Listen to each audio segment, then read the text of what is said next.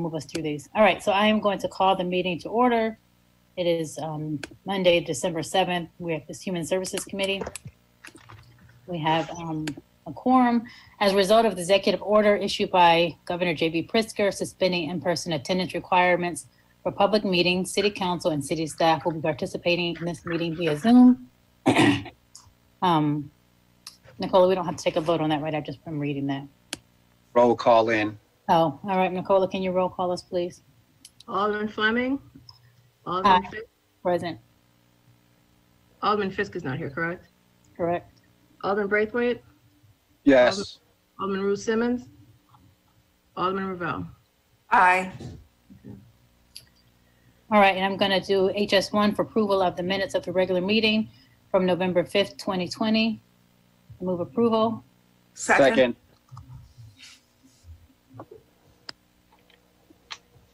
Alderman Fleming? Aye. Alderman Braithwaite? Aye. Alderman Ravel? Aye. Okay. All right. So for this committee, we have it listed as public comment first. I thought we called comment with the agenda items. Sorry about that. So I am going to stick with that practice of calling the public comment with the agenda items for this committee. I have general public comment, Madam Chair. On the list. Okay.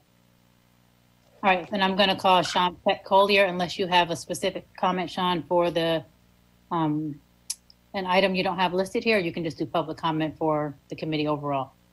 Thank you. My comment is a general public comment. You have a minute. Thank you. Good evening, all the folks. I am submitting the following statement on behalf of the Citizens Network of Protection. At last week's Citizens Police Review Commission hearing, members of the commission threw out a case based on the lack of recorded evidence.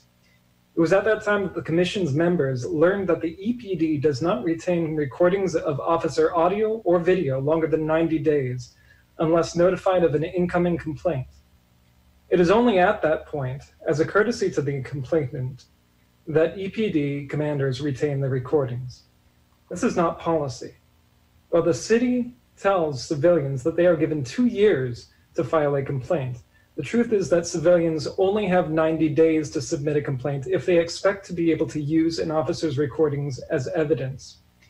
After that period of time, the city is removing our right to have a fair and thorough investigation of alleged officer misconduct.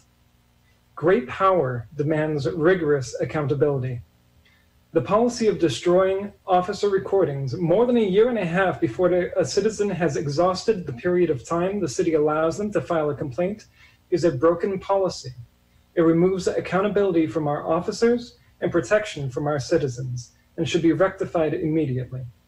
A citizen should not have to contact the police department before they are ready to do so, merely to ensure that evidence that may support their complaint will be retained. Thank you. Black Lives Matter. Thank you. Do we have Francine Allen on the line?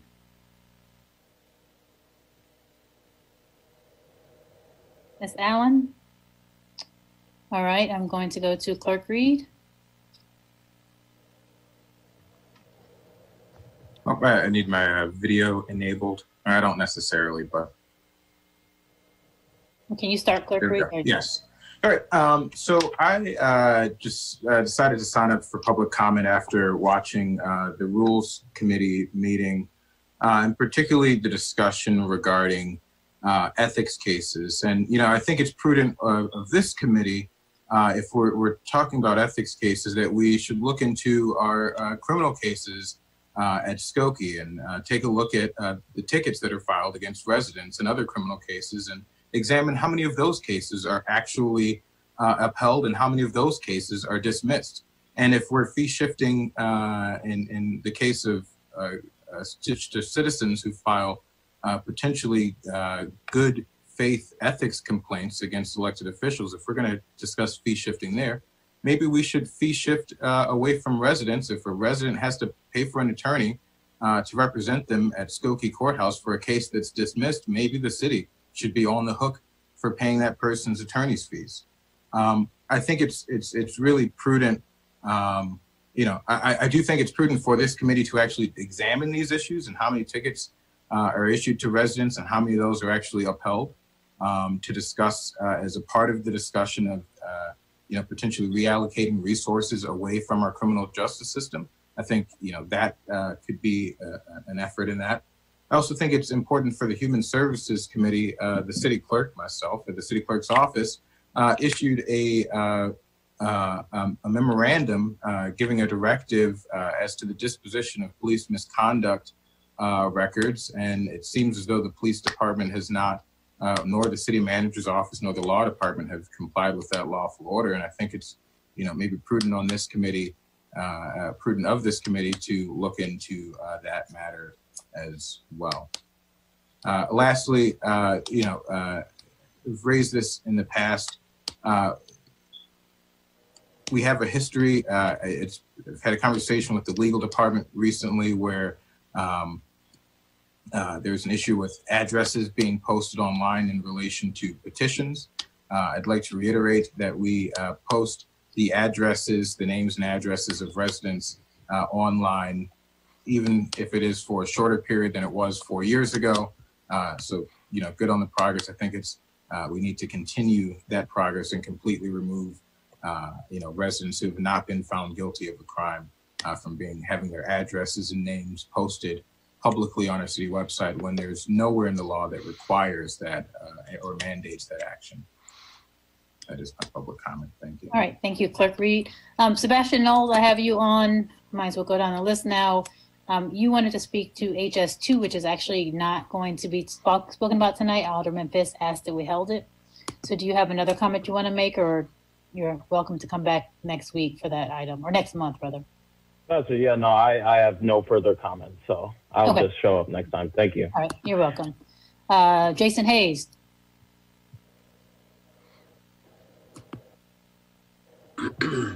Thank you. I would need to be having the video open, but I don't actually need that.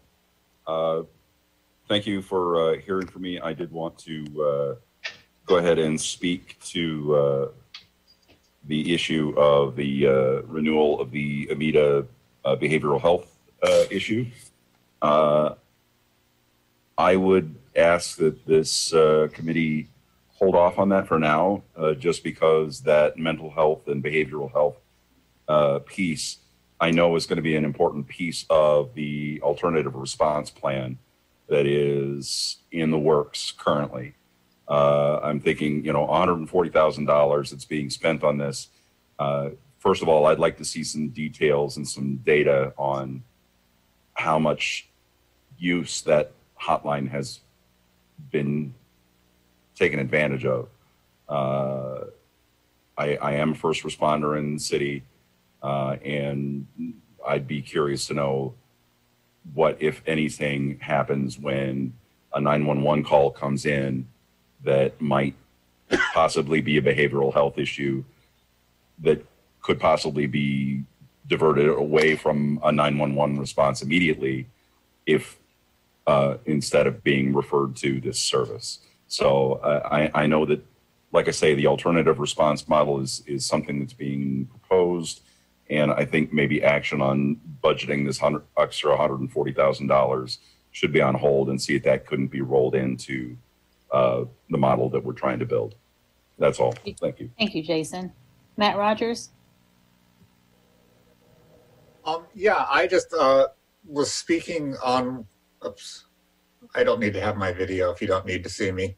I wanted to speak about an issue that had come up. I had filed a complaint through the police department, and the issue was heard, and there's just some issues with the way it was resolved. I sent an email to the committee members today. I copied the chief on it, but I just kind of wanted to be here to just sort of say, I think we can do a little better with our policing in terms of, when residents are providing information about people we know in our neighborhoods who have mental health issues, to not have it be dismissed by officers and written off as not germane. and to really have our police understand our communities a little better. And one of the things that I suggested, which I think would be a great idea if there's a way to implement it, is to really just get the police officers out of their cars every now and then. I see the police in my neighborhood all the time. They don't get out of their cars ever. They just kind of drive through the neighborhood, and it would give them an opportunity to get to know the people in the neighborhood, for us to get to know the officers, and to hopefully work together a little more closely. So that's all I wanted to say tonight. Thank you, Mr. Rogers. And we did get your comment, so that'll go in the public record. And Ms. Keenan, are you still on the line? She does not wish to speak at Human Services. So Okay. I believe that's it. All right, thank you. All right, so I am going to be moving the schedule a little bit. There are a few guests here who are going to speak on HS1, that is under our items for discussion, which is support services for youth. So since this meeting's already started a little bit later, I wanted to be very respectful for their time. So just to introduce this item, I have been, as I'm sure we all have been, very concerned about what's happening to everybody in our community with the pandemic, but particularly for our youth. They've been out of school since March for public health reasons. We were not able to offer many jobs this summer through our summer youth program. And then, as we know, we've unfortunately had, I think, 8, if I'm correct, homicides. That might also include one overdose here, which is a lot for our town, a lot for anybody. So I want us to have a conversation about youth services and what's going on. I did invite Dr. Witherspoon from the high school to attend, as well as Dr. Horton from 65. They did have a board meeting tonight at 65, so he can't attend. And there are a few youth as well on the phone, as well as I know we have at least one parent. I thought, just as Alderman Ruth Simmons said earlier in our meeting, that we need to hear from the youth, to hear what their concerns are, to hear what their suggestions are. And really, I asked Dr. Witherspoon if we can come and just have a discussion of what he knows is going on, what we've heard is going on, and then see if we can kind of wrap our minds around a plan as we're moving forward to make sure our youth are supported, understanding that we have no idea when school is opening back up and what's that going to look like, and just making sure in this town of a lot of resources that we're all really mindful about the what our youth need right now. So I'm going to, Luke, if you can allow the speakers' cameras to come on, I'm going to have Mr. Elijah Bull speak first. He's been so patient waiting. I know he's got to go to basketball practice. So Elijah, if you can just share with us anything you like about yourself, or in particular, what do you think from your experience we need to be thinking about as adults as we try to make sure we're supporting our youth here in Evanston? Oh, hello everybody. I'm Elijah. I'm senior at Evanston. And one of the main, you guys hear me? Yep. Okay.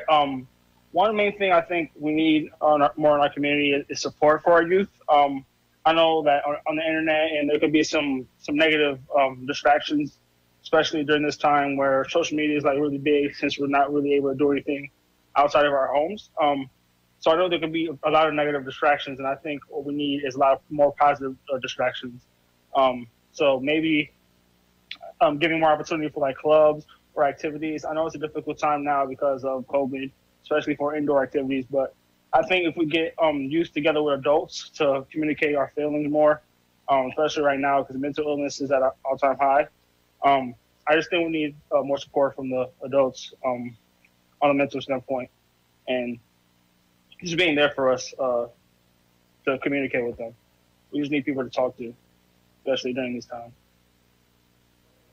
Thank you very much, Elijah, for sharing that. And thanks for sticking around for the meeting tonight. I appreciate it. I think we had another youth, maybe she's dropped off. Amaya Johnson was on. I don't see her name anymore. So she might have had to drop off. But we do have a parent on the line. So Nikita, if you can share with us any insight that you have from your students here in the district or in the city. So, hi everybody, I'm Nikita Legrone. I have a daughter at Park School, I have a daughter at Lincolnwood, and I have a son that just graduated from the high school 2 years ago. So I know as far as my son is concerned, when we talk about what the youth need as far as his age, once they're in the high school, I think he said a little bit before high school, they started having the conversations among themselves. It's more support for feeling wise. A lot of our youth, unfortunately, even I didn't know until talking to him, are not getting the support they need at home. So they're already lacking and they're already feeling defeated before they even get to the schools. So if they can get more support services to try to keep them in a good mind frame, that will really help them. I didn't realize how depression is hitting our children, and it's hitting them a lot.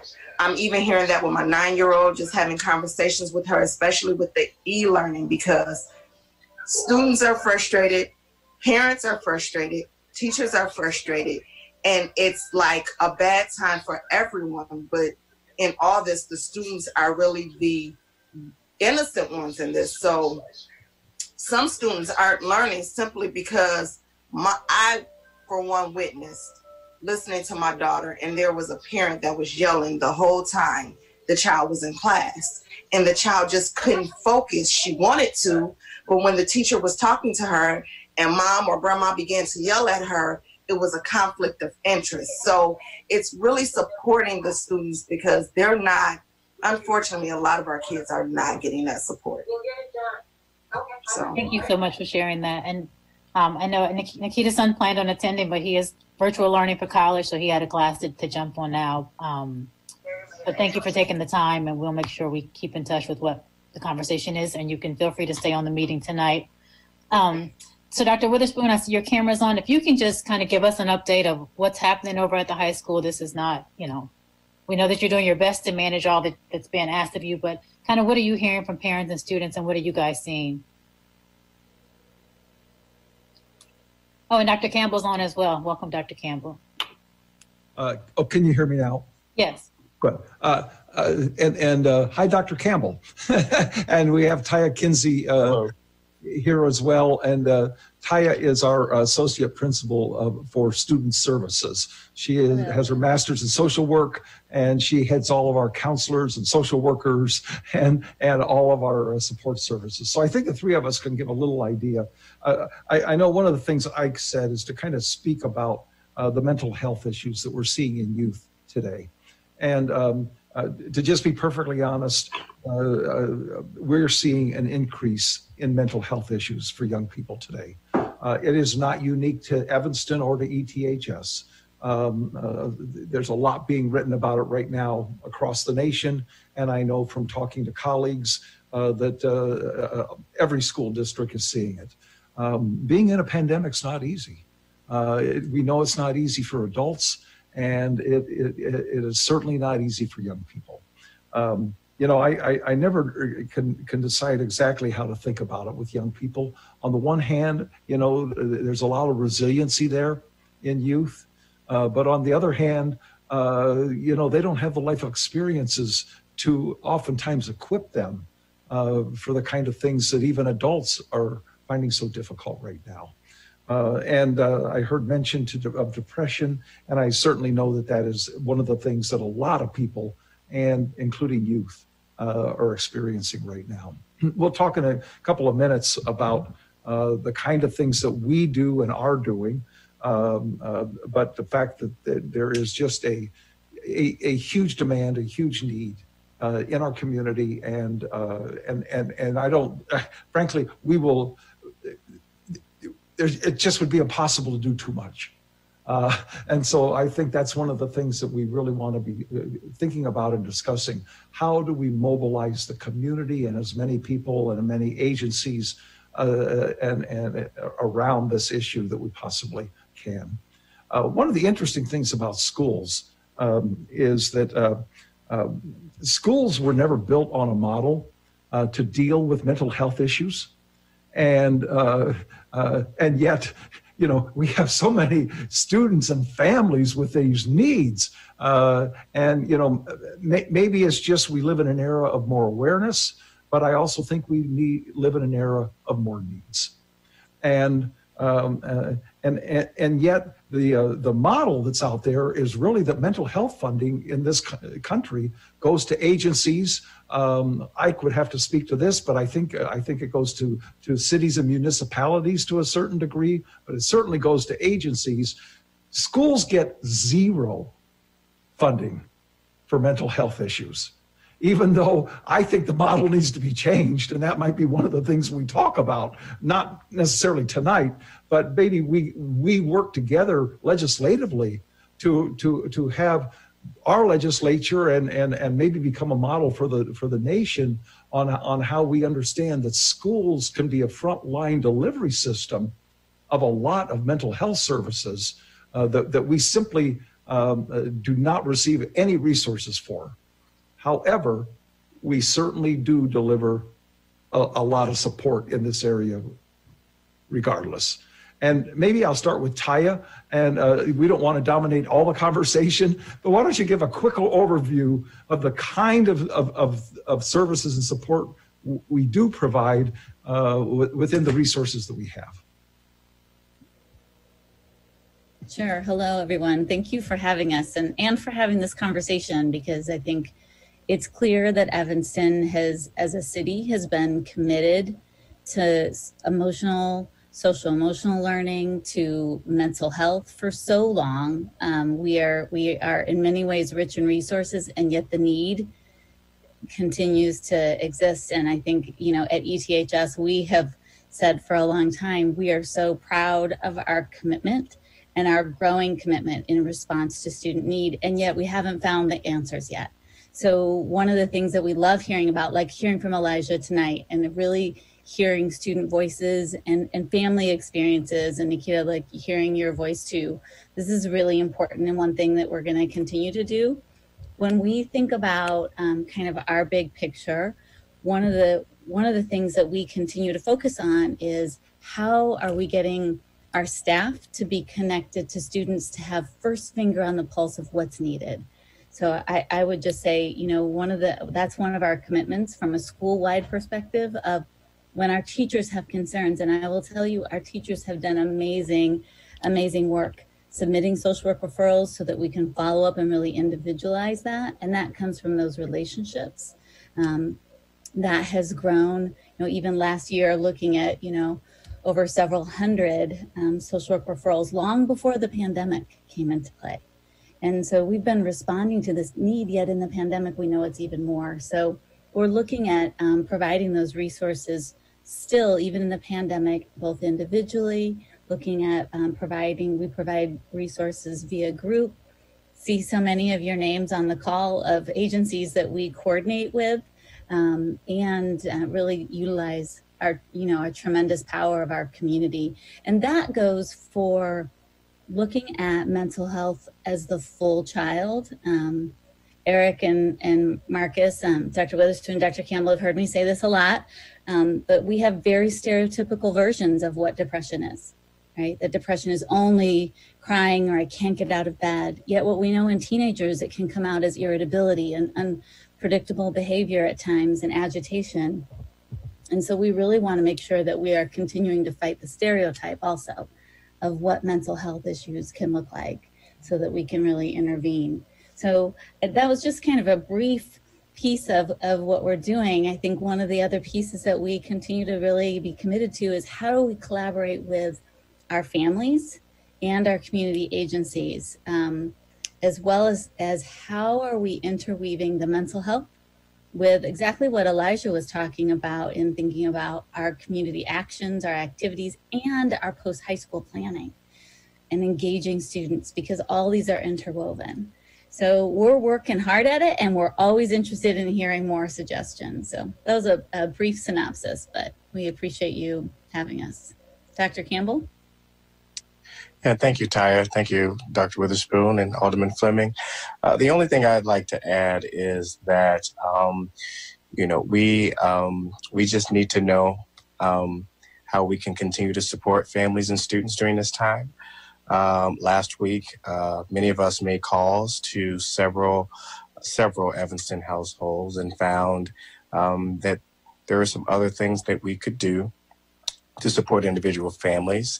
For example, we've heard that, some families didn't have transportation to get to the schools to get food. So what did we do today? We started making deliveries to homes with food, because we found out that there families who just didn't have the transportation to get to food, to get to the schools to get the food. We've also have been working all semester long with trying to make sure that we're offering like mindfulness things for our families. So we've partnered with some Evanston alums to help us with mindfulness and yoga and meditation. We want our students to take advantage of that. We want families to take advantage of that. It's free and open to our staff and our families because we know that this is a tough time. And so we're doing what we can to provide opportunities for to develop tools and skills to be able to manage and to persist and have resiliency during this time, but also providing that one-to-one support, as Taya and Dr. Witherspoon mentioned, is also a priority of ours. Thank you. Thank you. And I realized, some of the things that Elijah talked about, since he was our only student tonight, about the clubs and activities. I know a lot of those things you do have because I have high schoolers, so I get to see them. But Dr. Witherspoon, thanks for bringing out the piece about the mental health, that you don't even have funding for mental health, because I know you have a thriving support system there in the school. So that is interesting for us as a city, me representing a city, to really know. I had no idea. I'm going to bring on Nathan Norman, and I think Audrey Thompson is still on the phone. You know them. They lead our youth services here at the city. Just for them to chime in what the city has been doing as we've tried to support students through the pandemic, and then ideally we can kind of see if we can identify any gaps. Marcus mentioned the food piece. The city has a food pantry. We've been doing deliveries too, but we mainly hear from adults and a lot of seniors who need food delivered. We don't usually hear, from parents necessarily who aren't picking up Monday food. So that's something for us to think about as well, because we have been doing deliveries.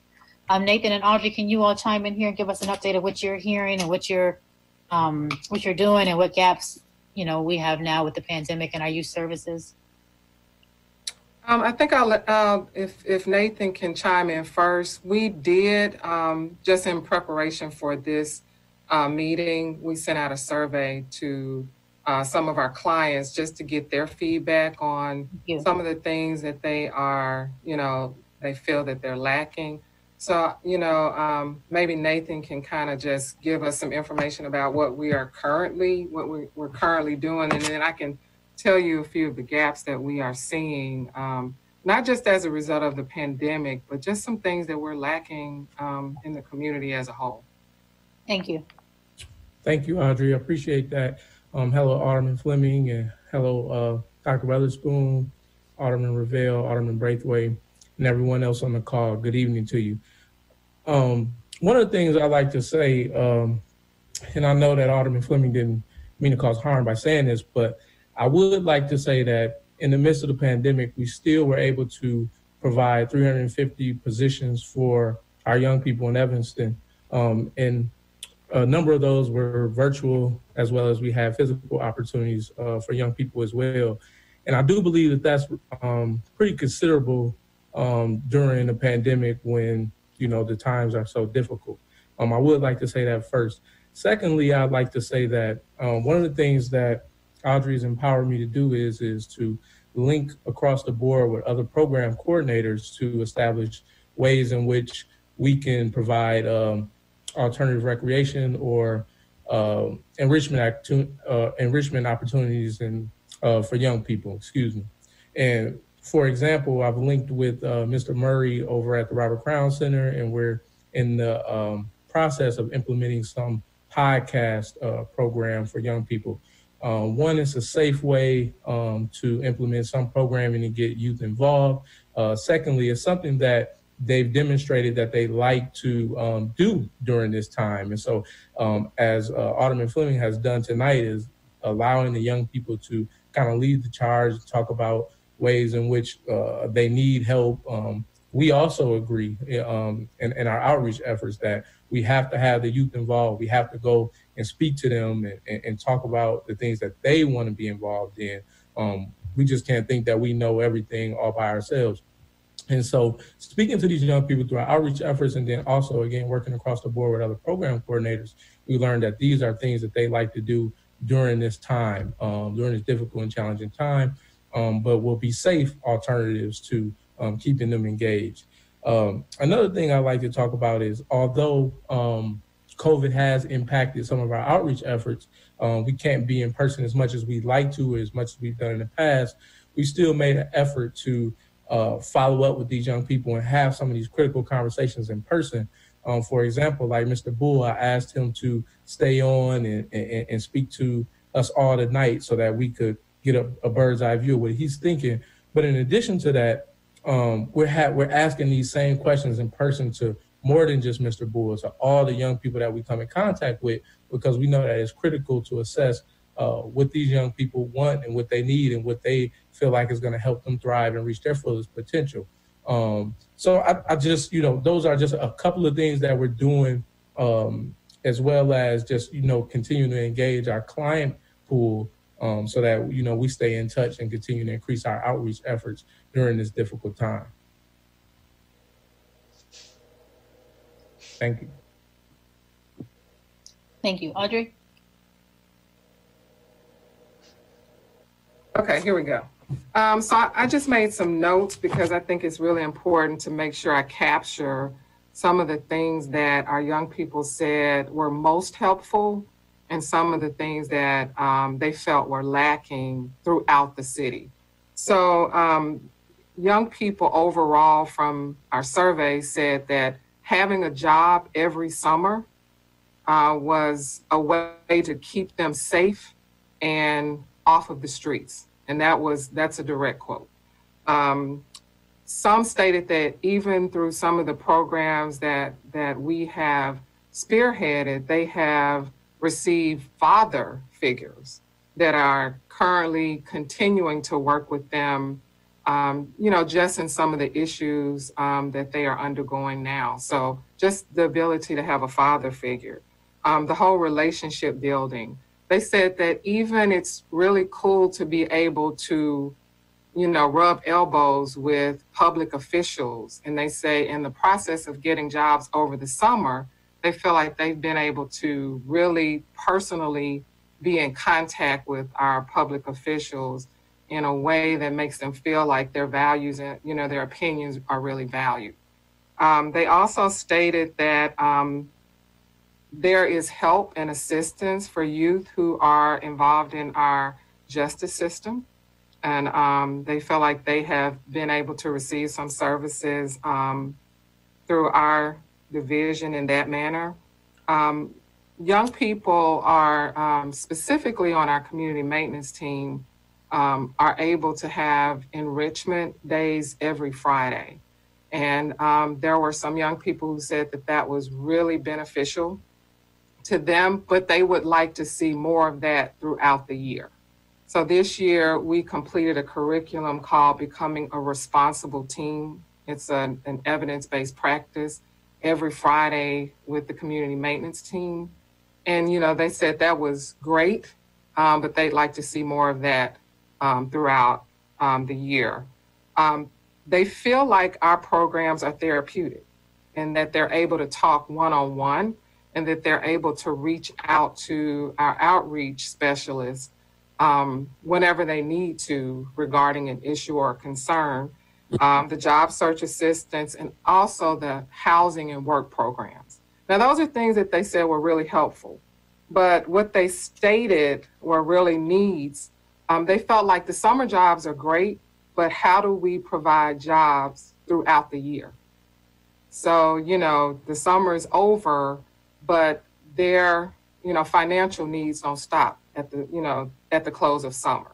So how do we, provide job opportunities for them throughout the year? Again, more enrichment programs, not just during the summer. I even got another comment that the work that the community maintenance team, the work that they do for the summer is pretty grueling. And so they feel like when we're talking about equity, that position should be paid more than other jobs because it is pretty grueling and taxing on their bodies, the things that they're doing, so they want more pay. They'd like to see long-term housing support.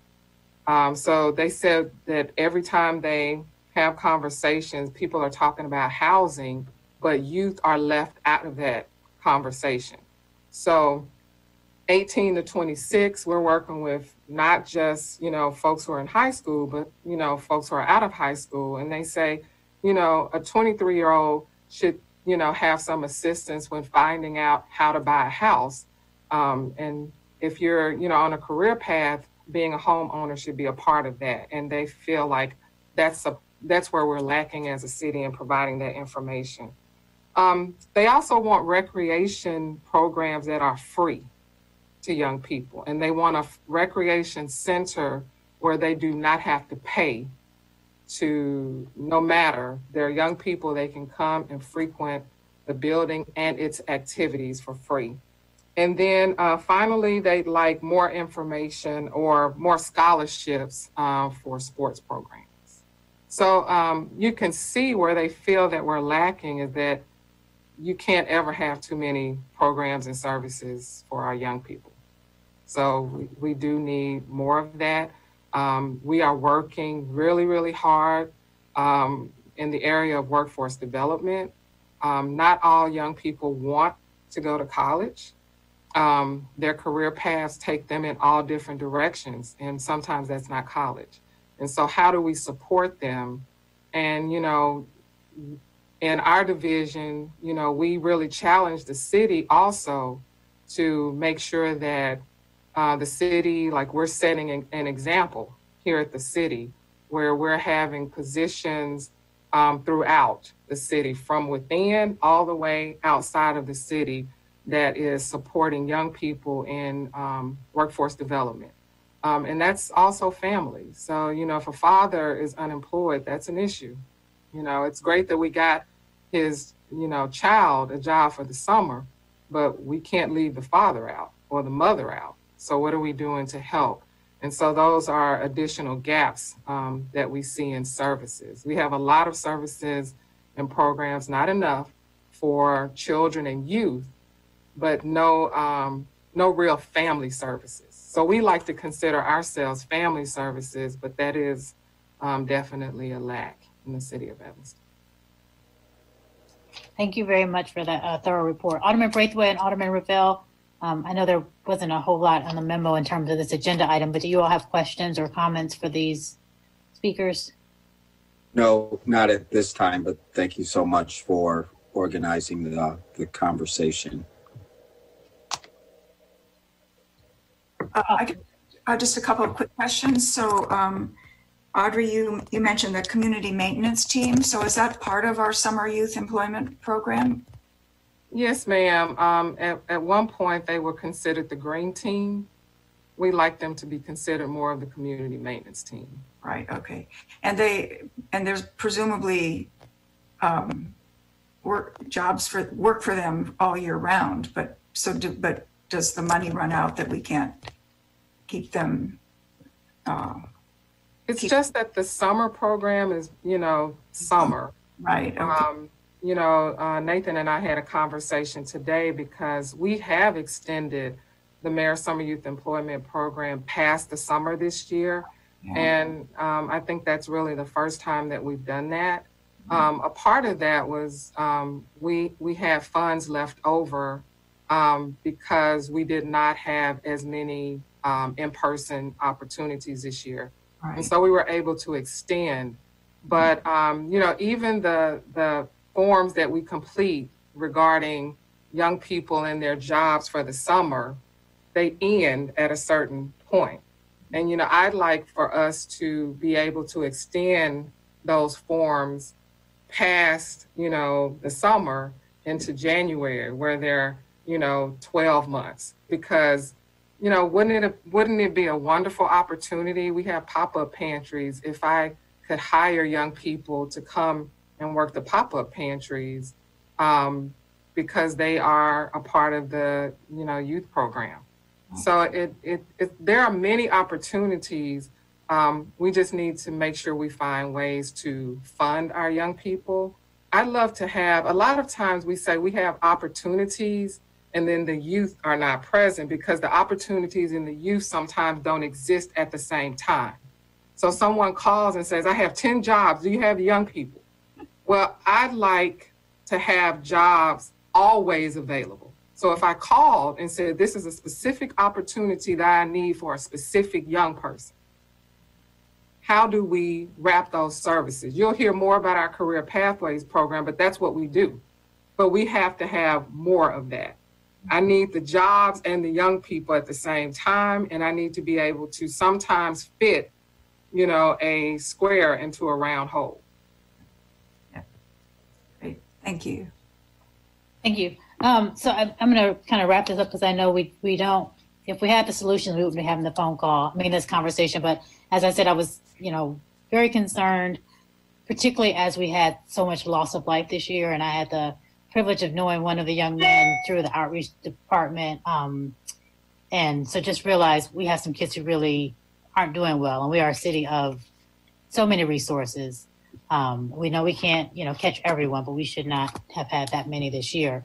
So I would love for us, Dr. Witherspoon and Audrey, to kind of have a more substantial conversation and maybe think through some plans in our, what is called, city school liaison meeting. I know it gets to be big and it kind of tends to be more of a calendar check-in, but I would love for us to really get a little further down in the weeds if possible on this as we start the new year and our, schools may or may not open and are thinking about summer jobs, that we can really do a little more all hands on deck to make sure our youth are supported, whether that's through a job or mental health counseling. I know through the city with the pandemic, we've been trying to really kind of beef up our mental health support because we realize that people really, that is a big hole here and everywhere, particularly for families that don't have insurance.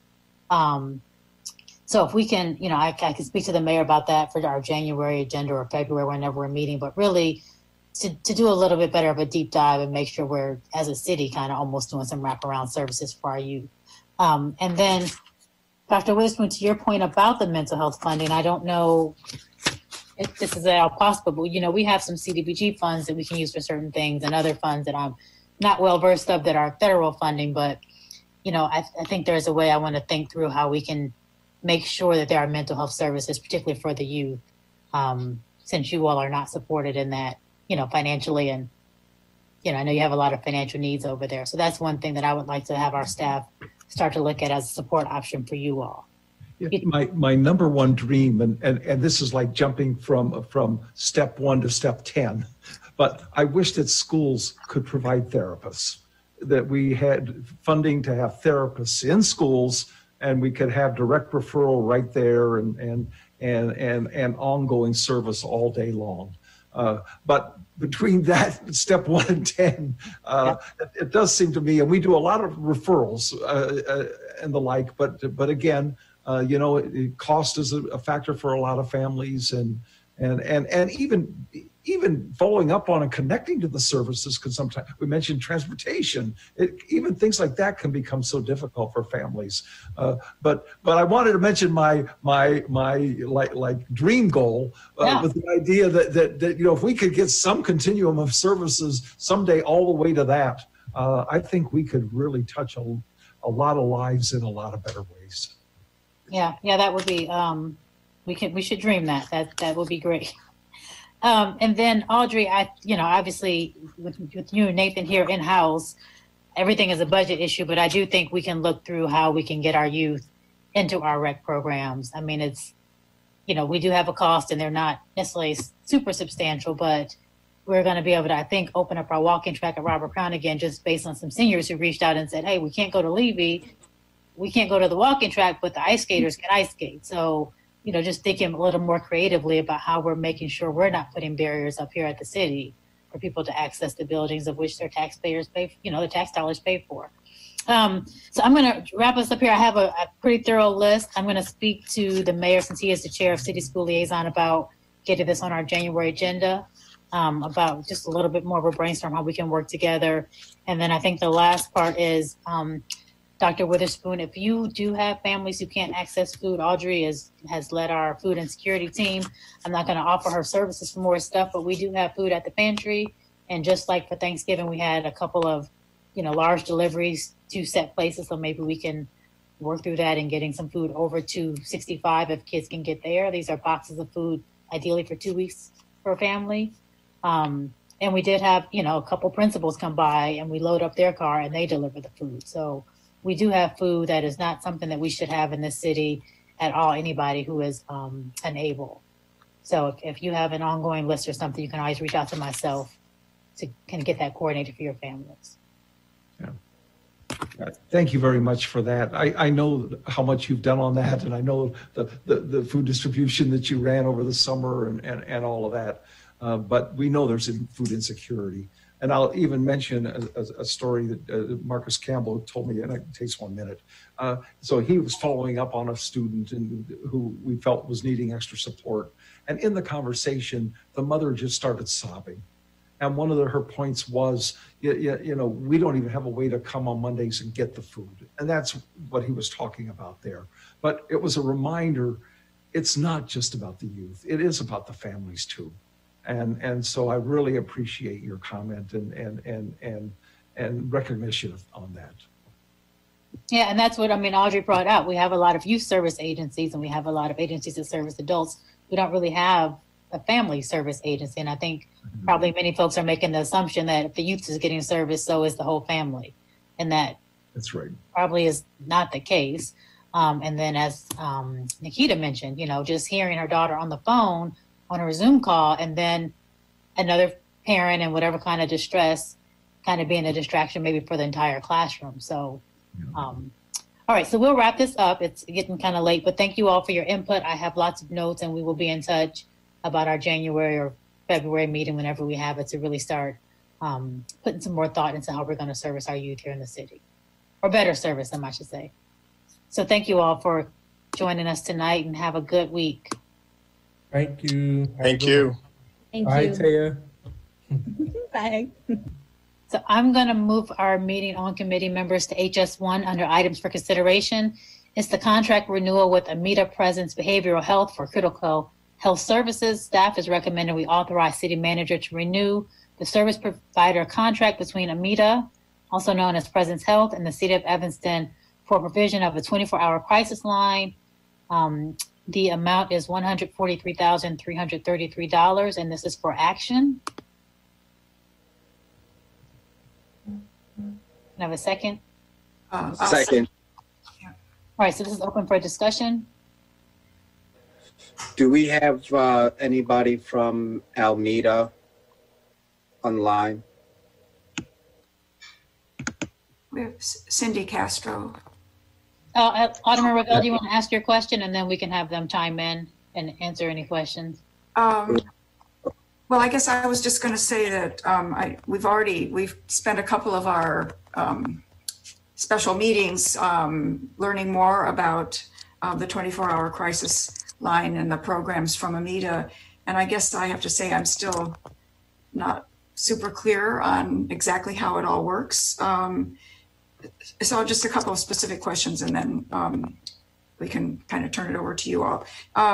So do the calls that come to the crisis line, do they come directly to a special number that you have, or do they come from 911, or do they come, or both, or how does somebody find the crisis line? So the crisis line is separate. So this is not through 911 or anything. It's our 24-hour crisis line. So it's the one that we've been promoting now through Evanston Care Network, which is the 708-681-4357. So it's a direct line to crisis workers. Right now, also 311 staff have been trained to give that number out in case somebody calls them. And in that conversation, something comes out, then they're able to give that number out. So residents can just call that number directly. Not have to call 911, so they can, get some immediate support there. So there's a live person answering that call. And so yeah, I appreciate that there's a live person who can answer the phone, and then,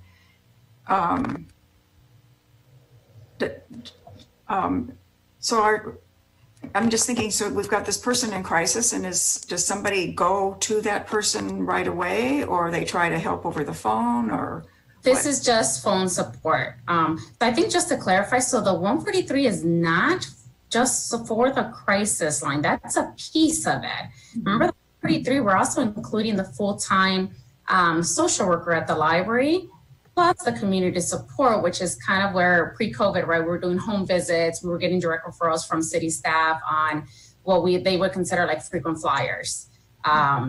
So the crisis line is just kind of an addition for it. So it doesn't mean that this is not all covering the crisis line, but it is a support. So the crisis line specifically is just for support. So let's say somebody called, identified themselves as an Evanston resident, then we were able to track it. In that conversation, if something came about where they needed a little bit more support than just that call, and we found that they have no other resources, so that means that they're not attached to any other agency, then they would ask them to see if they wanted somebody else to reach out to them, so if they give consent for the crisis worker to then pass along the information to my team at the clinic. If they said yes, then we would do that follow-up. And that follow-up just consists of more detailed stuff. So pre-COVID, we would follow up, offer for them to either come to our office and we can meet at our house or even at a public place, and then provide kind of like a triage at that point, do more assessment and kind of really see what the needs are for that identified person. There's kind of different things in between also that we do. I would sometimes partner up with different city staff and go to the home visits with them, like if they were already going.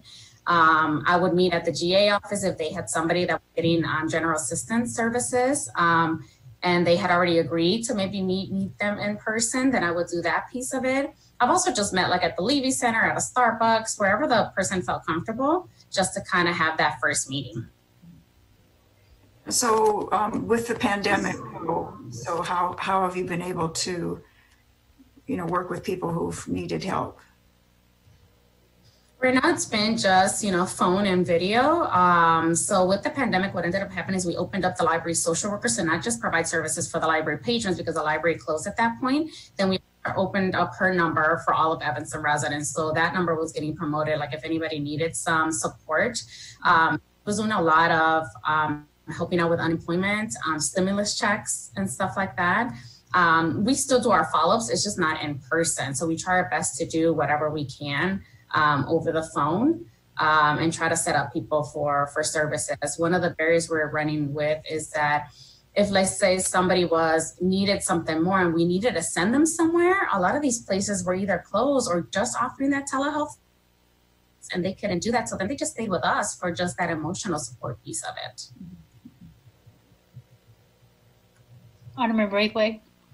Sure. Alderman Fleming, before I ask my question, I don't recall, did we pass the minutes from our previous meeting? I think we just sort of jumped into the No, we did discussion. the minutes. No, we did the minutes. Okay, thank you very much for that. Cindy, thank you so much for joining us. I have a couple of questions, and I remember years ago when we first started this partnership, and I've used the line a couple of times, and I was like looking through the information, and I'm curious because of the nature of the population that you're dealing with.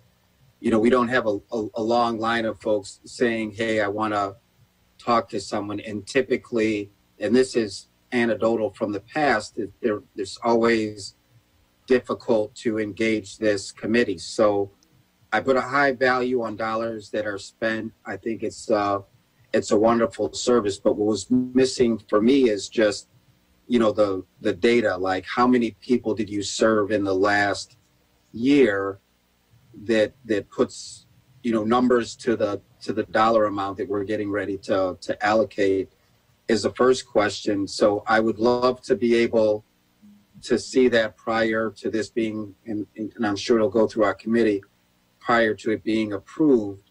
So that's my first request. And then, just a moment ago, we heard from high school students and the high school staff I might that be cutting off because I'm having a hard time hearing you guys. Okay, can you hear me now? Yep. All right. Cindy is frozen, maybe. That means she's probably getting a phone call or something if she's using a phone. I don't know. Okay, now she's back. Yeah, I'm on my computer. I'm so sorry I missed you guys. That's all right. My internet, I'm getting full bars, so I'm not sure where the breakup is. I'm so sorry. Sure. What was the last thing that you heard me say? And I can be real short. You were talking about the numbers, so they wanted to translate, right, the money versus the numbers Sure. that we're getting. Yeah, so I'd love to see that data prior to voting on this at City Council. And then the second thing that I was going to share is just that we just heard from a number of students and the staff at the ECHS identifying, you know, mental illness is one of the biggest issues that they're dealing with no remedy. So I'm hoping that there are some people that are still online with the call that, you know, you can share the hotline number. I'm sure our staff can communicate it, but can you just give us a few success stories, like real situations without naming the names, in a real quick, broad stroke to help us to understand what the previous year has looked like in terms of service to our residents? Yeah, for sure. Thank you. So I think, yeah, the biggest thing, right, is like, how do we translate this? How do we, so that we do have numbers. We do submit our quarterly reports that gives you the numbers of we kind of document them as encounters. So that means that might be a phone, or at that point we were doing, you know, face-to-face or whatnot. But for example, what this program has done, and also this program it was so different when we started this program. So we've been with this program since 2013. We used to get a whole lot of referrals right from the beginning, and it's because it was a different process. So at that point, we were getting the direct police reports from the victim's advocate, where it was somebody that on the police report was identified as a mental health need. So we were getting sometimes about 50 or so referrals a month for us to be able to follow up with. And then at that point, what was struggling is something that you mentioned, where it was like that, like a follow-up or us reaching out to those individuals. So we were making at that point a lot of cold calls or just visits with individuals not really knowing what our program was about. And we were understanding that they did know about it because that's what was explained to us. But then we started realizing, wait, they're not getting this information before we even go out. We were receiving the information, but the residents were getting them themselves. But in, you know, even with all that, I think a lot of the stuff that we've been doing, I'll give you some examples of. So if let's say somebody is in part of this program or whatnot, right now I have one individual that I'm working with that I've been working with since 2015. If this program didn't exist, he would not be able to get services. One is because it's what we consider a very chronic mental health case, where that person is not accepting of their mental illness. That person is their reality. What is real to them is not what's real to everybody else.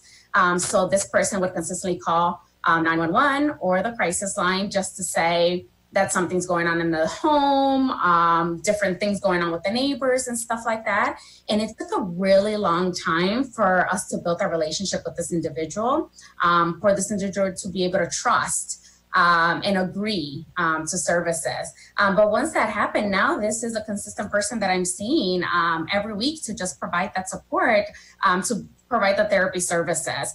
This individual does not have the insurance that will cover these services otherwise.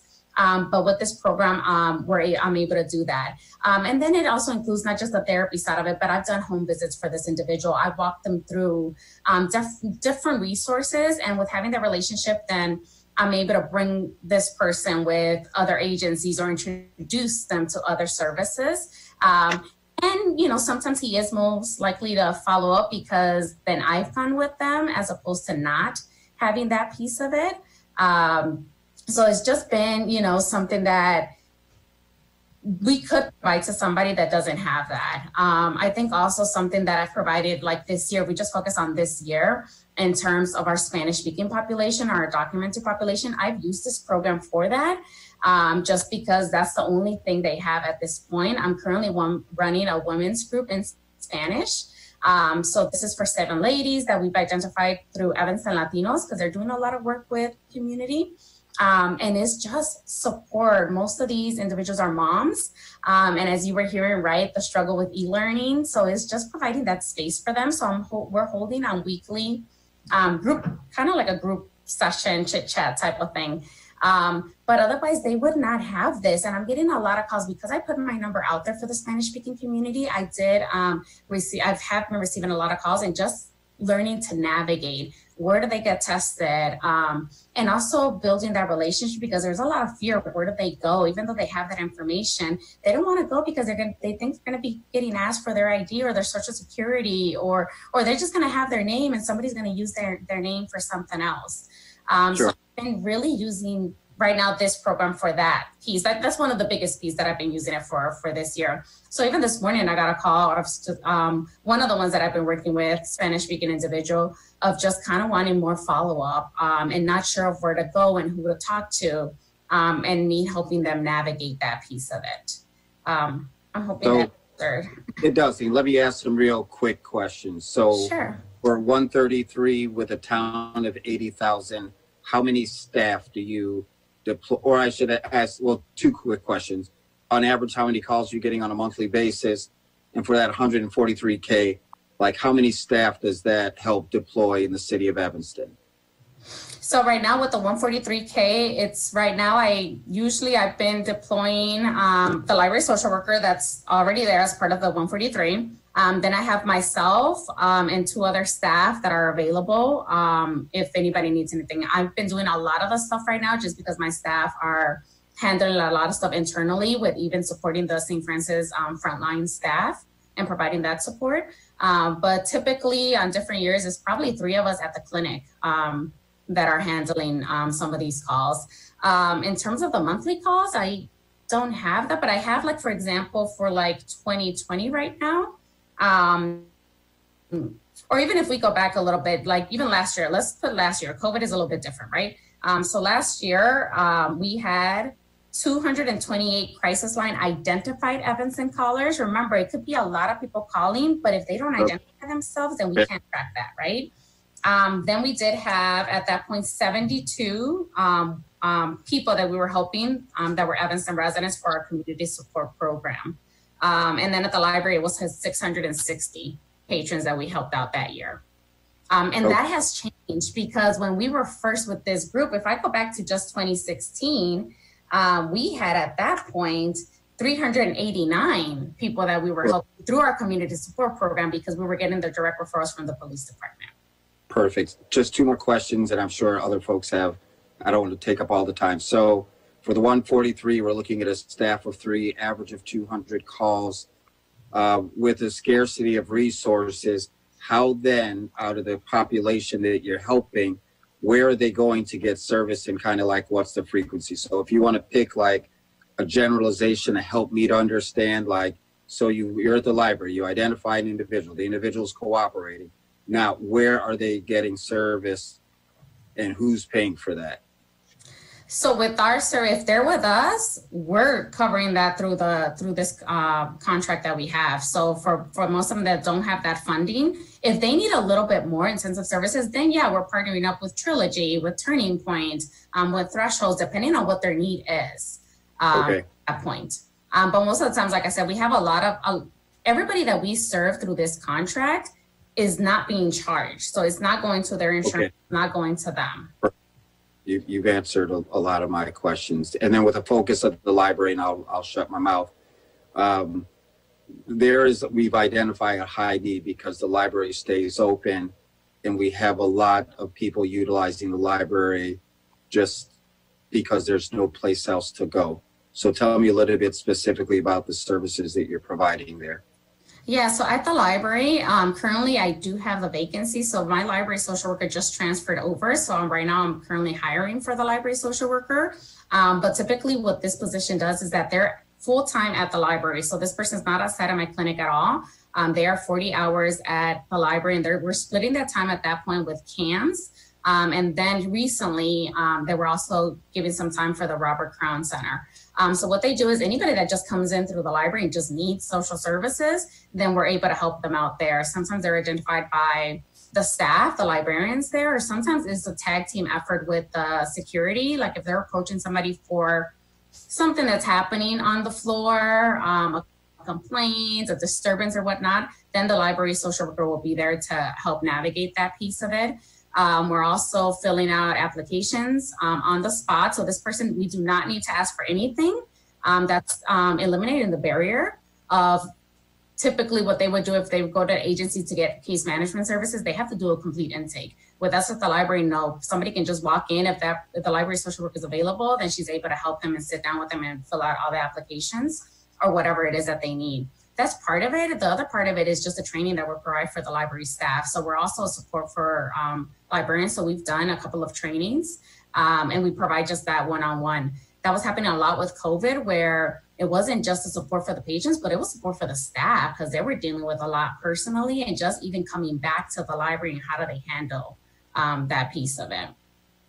When do you anticipate hiring the person? Have you started interviews, or is that it's going to take a while? So it's been a long conversation. Yeah, we've been back and forth a little bit with the library because at first we wanted to promote it as a bilingual because they felt because of us starting to go to the Robert Crown Center and they're serving a lot of Spanish speaking individuals. They had promoted it that way, but the difficulty with hiring a bilingual LCSW. So right now they're changing it to just have a preferred. Right now I just posted that position again. We don't anticipate probably having somebody in there until January, just because of the way internally it happens with interviewing and onboarding, that we might not have somebody until January. Okay. Thank you, Cindy. Thank you for answering my questions. Thank you. Alderman Ravel, do you have more questions? No, I guess the conversation now turns to what our speaker had mentioned during public comment about since we're in the throes of trying to develop this alternative response program, and it unfortunately seems, I really appreciate, Cindy, everything you've described about the program that you and Amita provide. I do feel it's premature for us to approve the contract because we just really, I'm trying to figure out how it would fit in with whatever the alternative program is, and we don't have a lot of money for the alternative program, so I have a conflict. Yeah, and even when we presented to the committee, right, we're the aftermath, and you guys are definitely looking at something more immediate, like for if somebody were to call 911, how does that get handled? As of right now, what we're offering is that aftercare piece. So what happens after they go to the hospital? What happens after, because we're kind of that community piece. Sure. And the way it stands. I know that one of the changes that I had requested for Ike was that a piece of the community support to go to the library social worker, just because if we're trying to hire bilingual, we need a little bit more. Remember, it's broken off, right? So right now for this year, it was only $70,000 for the library social worker. So I was asking Ike to give me an increase in that to be able to, give a competitive salary for that position. So I think the way that it was presented now is that it's going to be $80,000 for the library, and then the $63,000 for the community support piece of it. All right, so I feel a little bit like Alderman Ravel, Alderman Rainey. Alderman Rainey, did you have a comment? No, she's chimed in. May I speak? You may speak. It is, yes. Alderman Fleming, I've heard a lot about the alternative response program, but I've never heard an explanation of exactly what it is. Has it been fleshed out yet? No, we're planning on coming to Human Services in January.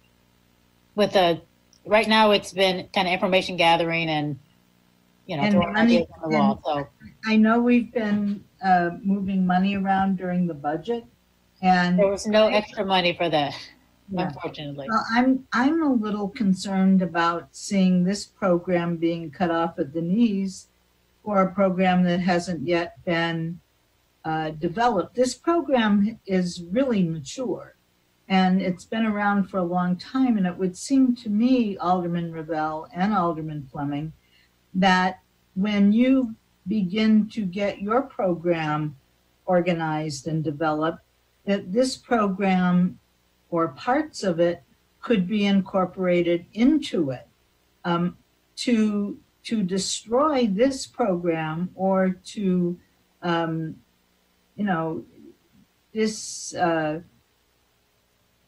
to defund it at this point in time when it's helping so many people with such serious problems that nobody else can help them with, doesn't make any sense to me,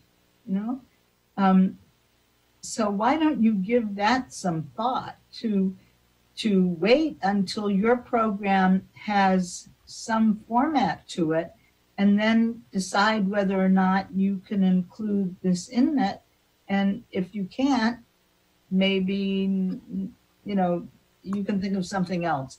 But I just don't understand why you would defund this ongoing program when you don't have a program to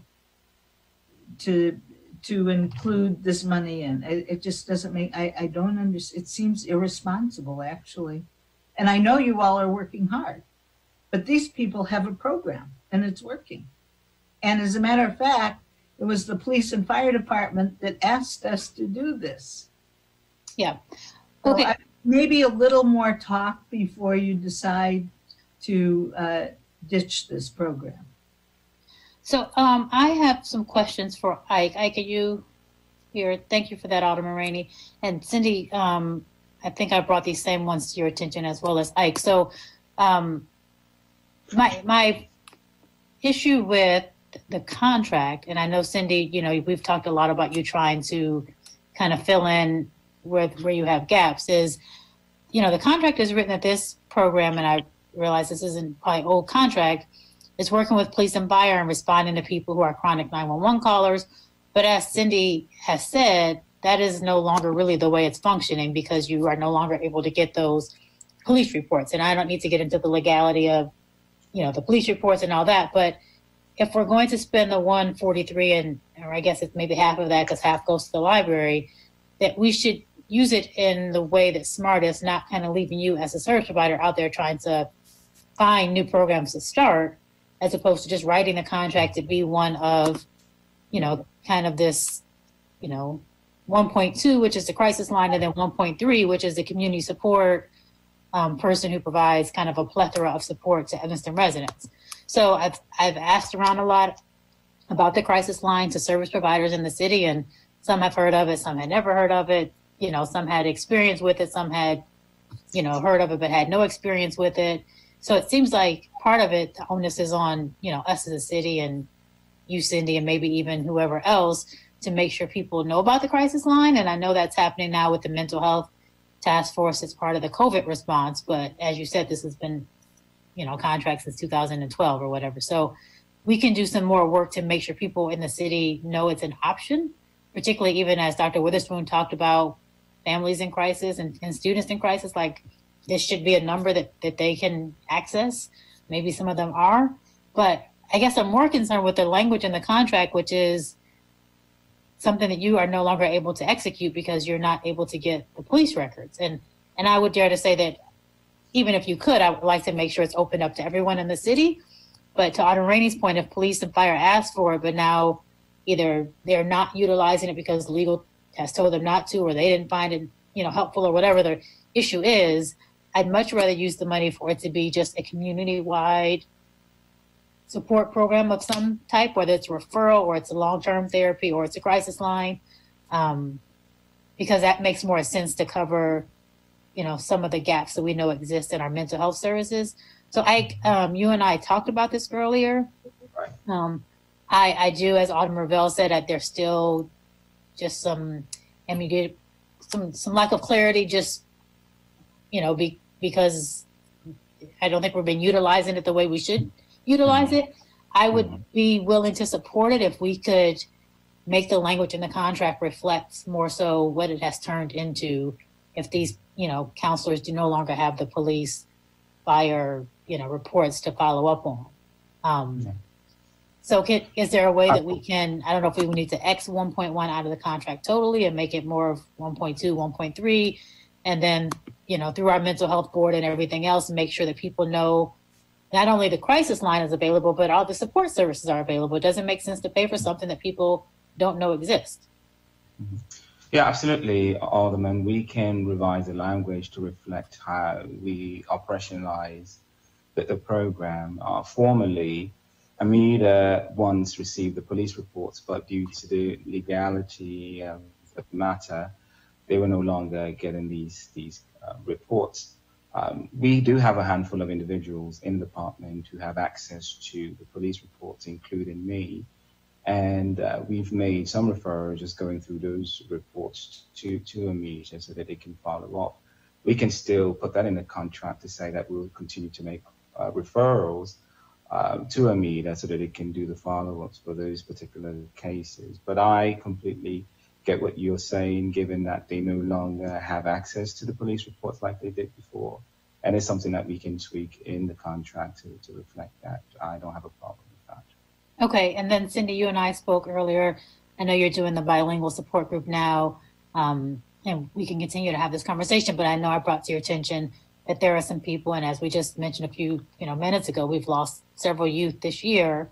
And so I would argue that there are some families, maybe some parents who have lost youth who would benefit from some kind of community support group. We know our victim advocates respond in, a more tangible way, but they're not providing that ongoing, kind of support that those parents might need.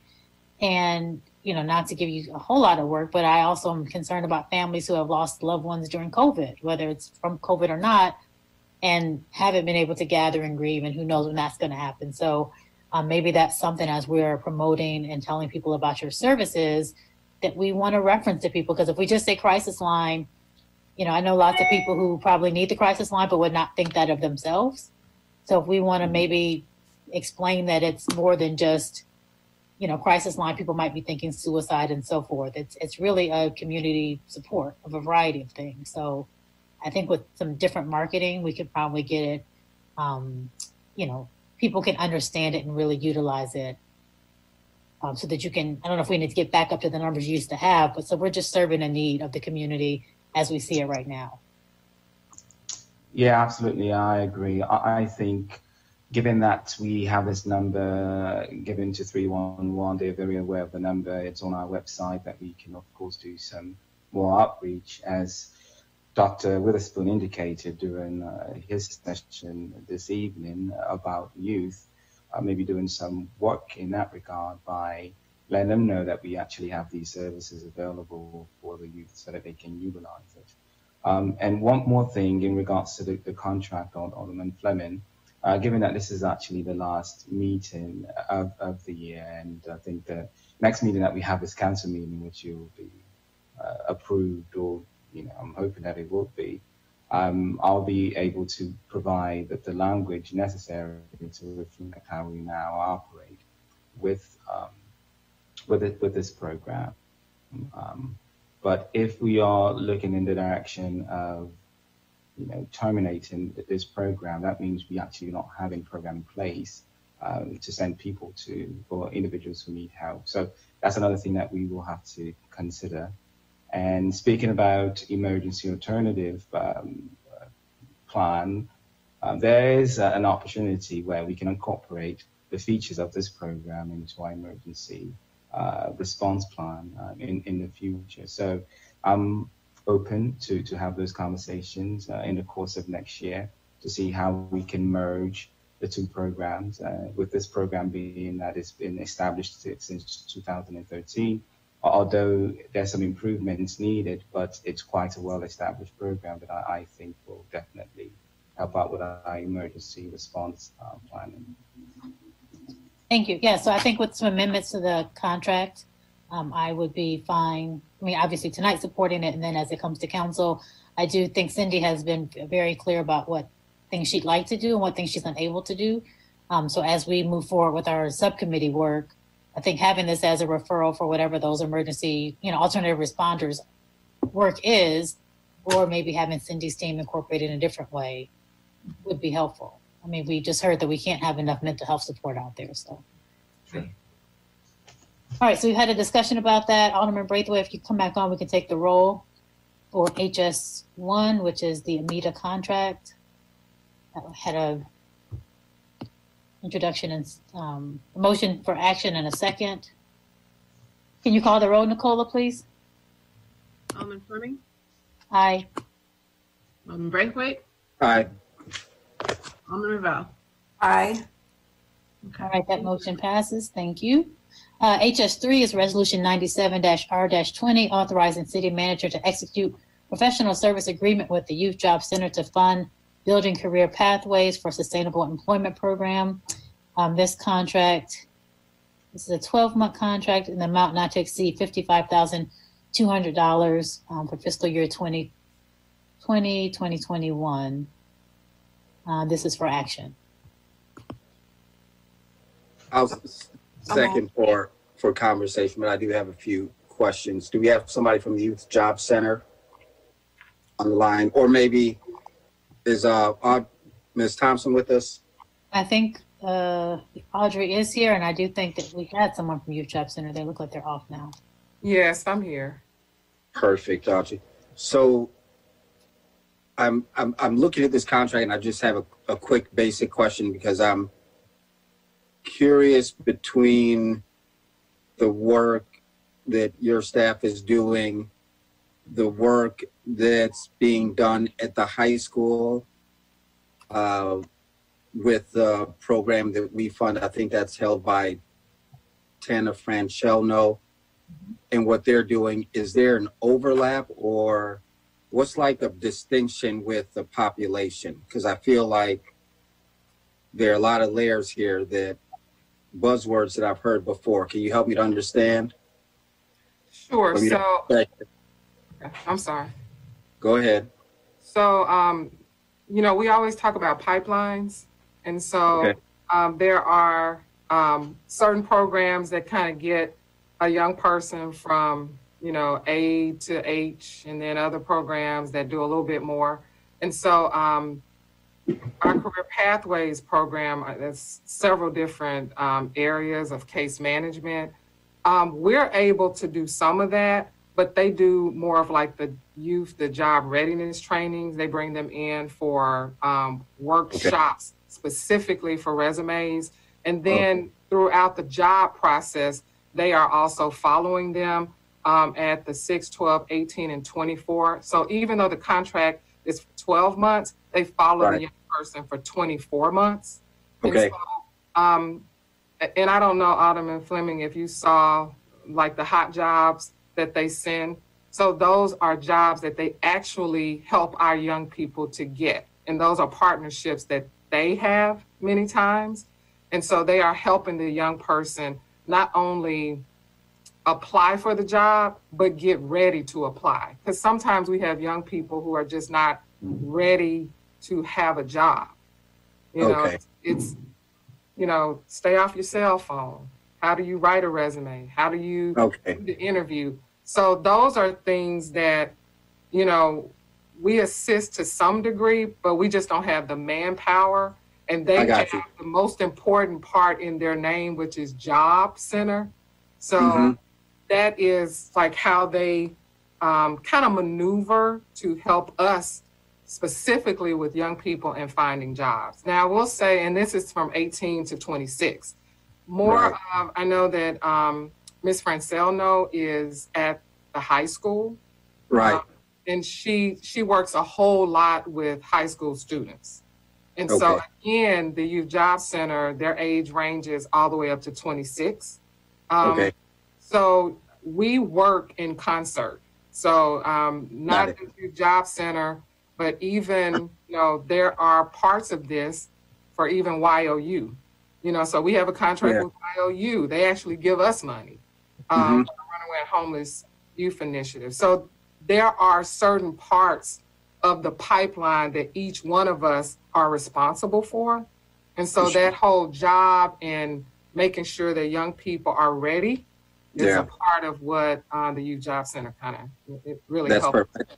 And thank you for just helping to peel back some of the layers to understand where everybody fits in. And then I will leave you with the challenge, of course, is we just, there's a brand new building and center with the rebuilding warehouse. We've invested $87,000 just towards that organization. And I think there's a tremendous opportunity, I know, in both what you do and serve on their board, to have them serve as the hub for all jobs, and just to harmonize and have better communication and serve as a hub for all the job groups to have a home and eventually come up with a really cohesive plan, so we know that we're touching everybody. So thank you for your explanation. No problem. Ravel, any questions from you? No. Okay. All right. So that's been moved and seconded. Can you please call the roll, Nicola? Alderman Fleming? Aye. Braithwaite? Yep. Alderman Ravel. Aye. 3-0. All right, thank you. And did I just totally skip on HS2? I'm sorry for the handyman agreement. Yeah, that's a big one. Sorry, I skipped that one. All right, HS2 is handyman agreement renewal with Sam Gross and Associate. Staff recommends authorizing city manager to execute an agreement with Sam Gross and Associates to provide handyman services for the handyman program. This agreement will cover the period of January 1st, 2021 through December 31st, 2021, and is the second of 3 annual renewals. Funding comes from Affordable Housing Fund, the budget of $20,000. This is for action. Second. All right, I'm sorry, I'll call you Alderman Braithwaite. I thought you had a question. I'm sorry. Nope. Any questions for Ms. Thompson? Nope. Okay, Nicole, can you call the roll, please? Alderman Fleming. Aye. Alderman Braithwaite. Aye. Alderman Ravel. Aye. All right, motion carries. Thank you, Ms. Thompson. All right, we're going to go down to items for discussion. So we already had HS1. HS2 is being held in committee. Alderman Fisk cannot be here, and she wanted to also hold this until she had another meeting with Northwestern. So that will come back at our January meeting for those who are interested. HS3 is review of Evanston police complaints and comments report. And this is I think there are 6 complaints in this month's packet, or 7. So they are open for discussion. Do we have a staff here from EPD who can, I have a couple questions for these. All right, we have all the staff. All right, so. Good evening, Alderman. We have Commander Glue, Sergeant Warnick, and myself here. Okay, I'm going to start off with the question that we did have in public comment. I thought it was very interesting. So if we can get that clarified and on the record regarding EPD and how long they keep the body camera footage. I do remember there was kind of a window, I thought, for storage, but how can you just clarify the 90-day window that we keep body camera footage and then the 2-year time frame that was given that people can put a complaint in? Yes, we accept complaints from citizens up to 2 years, but the state law only requires us to retain video for 90 days. Unless someone comes in, then we'll put a hold on it for 2 years. But if nobody comes in that 90-day window, that video is erased, and that's under state law. I can provide you with that law. So is that clear for the citizen? So if a citizen has 2 years, I don't know, what transpires during that 2-year time frame that someone would decide to come in to make the complaint, up to 2 years later. But if there was body camera, they might make the, assumption that the footage is still available. So is there something we can do to remedy those two? So people know while you can make a complaint up to 2 years, by law, we only keep the footage for 90 days. So they might be more inclined, even if they don't want to make the complaint, to come in and tag the file so we can keep the footage. That's been a long, the 2-year situation has nothing to do with the video.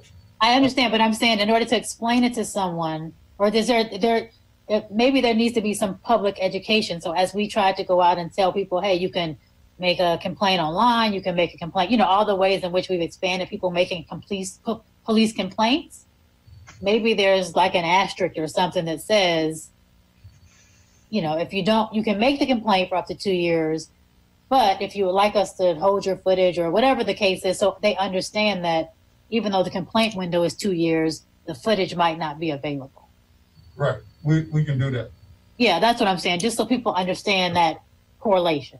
Right. That 2-year window thing is a long time Evanston process in order way prior to video coming into play to give people time to reconcile whether or not they wanted to. They didn't have to come in right away. Right. So we would accept any complaint within 2 years. Right. And then when video came into play, the parameters on retention are solidified in state law. Got it. So maybe there's just a place we need to clarify that for people. Yeah, we'll post. I'll make sure that we explain that and get state law posted on our meeting. Okay, thank you. Did anyone have questions before I have my questions about any of the complaints that were in the packet? Okay. So thank you for updating the packet, or excuse me, the DIs from last month to include that the CPRC had in fact looked at them. I realized that they hadn't kind of been totally up to speed, so they didn't make any, real comments on them, but that is listed now in the new packet. So on DI 2001, that was one that I asked for a re-review of. It's where the complaint was that the officer threatened to place the resident under arrest for calling the police too much. Was that one re-examined? Are there any new findings there? We're going to CPRC next month with the review. No, that's the CR 2001. No, I don't believe this one has been reviewed. It's not been re-reviewed. What is it? Okay. Is CI that the one with 2001. Yes. I mean, it's been reviewed all the way through. You reviewed it. If you all are talking to us, we can't really hear you. We're preferring to make sure that we're all on the same Okay. page. We give you the correct info. So what's the deal?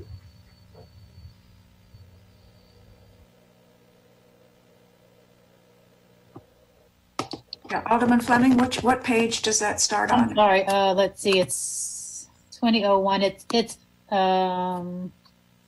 It's the first one. So it's page 59, and I hate to hold it because it's really old. I think it's from like January, February, but right. There was a complaint, and the officer in the body camera video.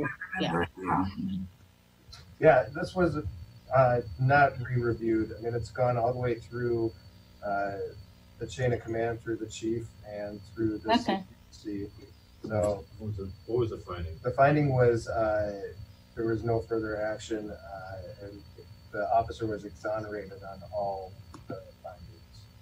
Okay, so I would just, for the record, state that I don't have the rule right in front of me, but I realize that for that address in particular, there are quite a few police calls, but I do disagree that our officers should be threatening to arrest someone for, overuse of 911. I imagine there would at least be a ticket if that was an offense that we would give first versus threatening to arrest someone for that.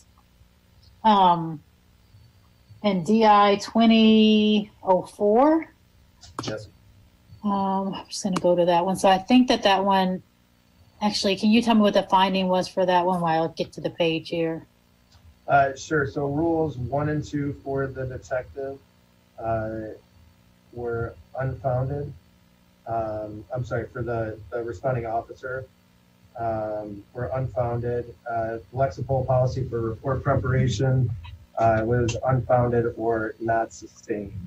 As far as the Lexipol policy for the Detective Bureau following up on any long-term care facility, it was unfounded by the sergeant commander and the chief, but it was determined that there was a policy failure. And the policy failure on that was essentially that the Detective Bureau should follow up on all long-term care facility and nursing assistant facilities, and without the officer having to make note of that or tell the Detective Bureau, a supervisor in the Detective Bureau should have noticed that report and pulled it and assigned it for follow-up. Yeah, it should be put on the patrol officer. The supervisor and detectives in his review of the daily report should see a report like that and automatically assign it for follow-up with a detective. So it wasn't stated specific like that in the general order, but we have since remedied that. And then there was also... Yeah, there was a telecommunicator as well, because there were 2 calls for service on this complaint. Right. The first one was the day before, and the telecommunicator never sent an officer out. He talked to the charge nurse on the floor, who told the dispatcher everything was fine. That dispatcher did receive a shift level reprimand, which was sustained all the way up through due to the fact that he did not provide correct correct service to the caller. Okay, and I liken that one too. If someone called stating, some type of abuse, and then the phone disconnected, I assume we would send an officer out to investigate. Yes. This yeah. one happened. An So, officer should have been out and should have talked to the complainant, whether or not he's in a long-term care facility or not. Somebody should have gone and followed up with him and made sure that his complaint was understood. And it didn't happen until the next day when he called back. okay, So disciplined for that. okay. And I want to thank, I don't know if she's still here, but our long-term care ombudsman was involved in that one to make sure our residents receive the service they need. So thank you for that one. So then I'm just going to go to the one, we have a gentleman on the phone, and there's two of them. So there's 20-8, and then there's 20-9 that Mr. Rogers spoke about. And I unfortunately did not get in to see the video as I usually try to do. But what I just will state about both of those is I want to again remind, you all and our officers regarding these interactions. So while they're, likely not to be rule violations or policy violations, 2008, person spoke to the tone, and I wasn't there. And again, like I said, I didn't get to write the video, but when I speak to people and they tend to talk about their interactions with the police, which make them frustrated, it usually has to do with the tone in which they feel like they were spoken to. And it's the same thing that I, found when I watched the video from 20-01. It was the tone of voice in which the resident was spoken to.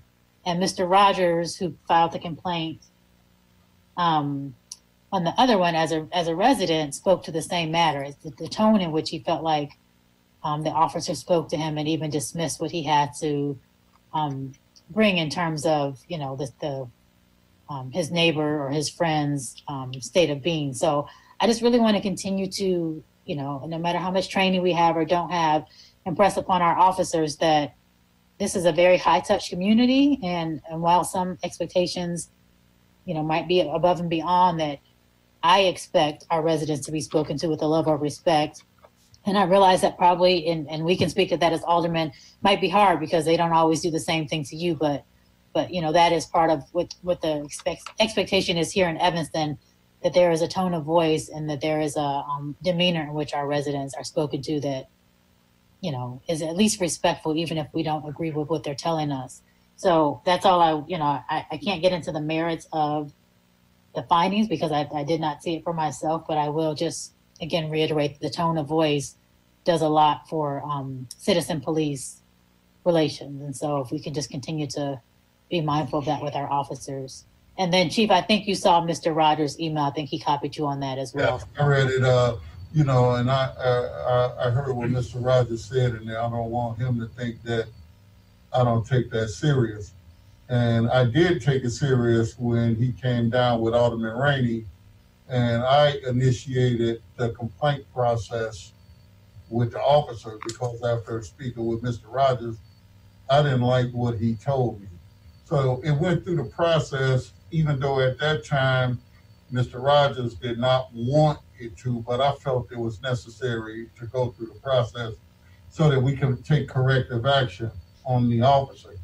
Now, some of the things that Mr. Rogers expressed his concerns about in his email was something that the officer said in the investigation to the investigator, and then it was put in a summary to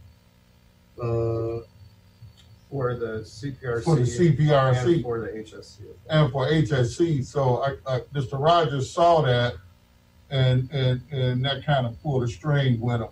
But, and I understand that, I don't think that was something that he needed to see because we took corrective action with the officer. And I did agree with what Mr. Rogers said when he initially spoke to me in front of the police station with Alderman Rainey. Okay, great. So yes, if we could just continue to reiterate to our officers that there is an expectation, tone of voice says a lot to people. Yep, I completely agree. So that is all that I have for those. Do my colleagues have any questions or comments for the reviews? And hopefully now that we have CPRC. I know there was questions about the video and the notes and all that stuff being up online. So hopefully that's all worked out with our tech department. And then the reports, I know we had kind of a backlog. So hopefully going into 2021, we're all ready to go so people don't have to wait as long for their complaints to come through. And then so I think that's the end of our agenda items. Let me just go back to my agenda here. Yep, that's the end of, so we have items for communication. There's an article there that we can hold off until next week for. I do have a referral for this committee for our next meeting. Chief, if you can come to the next meeting and give us an update on, I think it's NIPUS, the Northern Illinois Police Alarm System. Yep. Yeah, so if we can get an update on NIPUS activities in Evanston as you've used them. If we have any more information on I don't know if it's our contract or a memorandum of understanding with NIPUS. I know that there were some citizen questions about that and NIPUS being involved or utilizing FOIA or not utilizing FOIA. So I would like to have that as a discussion item for our January meeting, please. Sure. Does anyone else have any item for communication or referral from the committee? No, I appreciate you making that referral. I think that's a good thing for us to talk about. Yeah. All right, so then I'm going to move that we adjourn the meeting. Second. Second. Nicola, can you call the roll, please? Alderman Fleming. Aye. Alderman Braithwaite. Aye. Alderman Ravel. Aye. Oh, I'm sorry, I forgot one more thing. It's not a referral, but just so everyone is clear who's paying attention, the Alternative 911 Response Subcommittee, that might not be the name of it, but we meet on Tuesdays at 3:30. We've had some technical issues with getting our meetings. They're recorded, but getting them online, I think we're getting there, but please be patient with us. We will be coming, our goal is to come to Human Services in January, if not February, with a proposal for what that would look like. So I am the chair. Alderman Ravel is also on there if you have any questions. But we are trying to get the recordings and the notes and everything up on the website for the public, but you can always join us Tuesday at 3:30. Thank you all and have a good evening.